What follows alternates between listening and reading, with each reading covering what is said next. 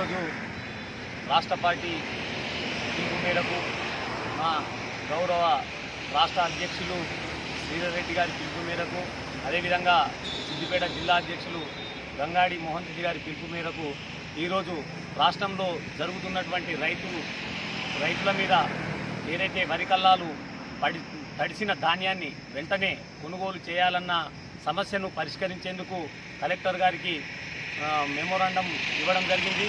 ఈ కార్యక్రమంలో అందులో గత ప్రభుత్వం చేసినటువంటి 2023 మార్చిలో పడ్డటువంటి వడగళ్ల వానకు నష్టపోయిన రైతులను కూడా ఆదుకోవాలని తెలియజేయడం జరిగింది.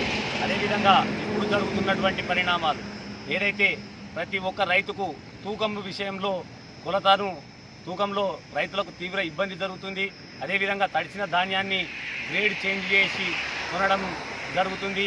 ఇంకా కూడా బార్దాన్ సరిగా ఇవ్వలేకపోవడం జరుగుతుంది.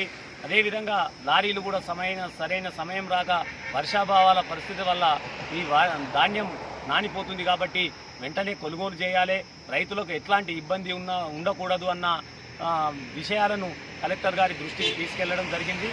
ఇప్పుడు తొందరలాగా కొనకపోతే భారతీయ కిసాన్ మోర్చా సిద్దిపేట జిల్లా ఆధ్వర్యంలో భారీ ఎత్తున ధర్నాలు నిర్వహించడం జరుగుతుందని డిమాండ్ చేస్తాం.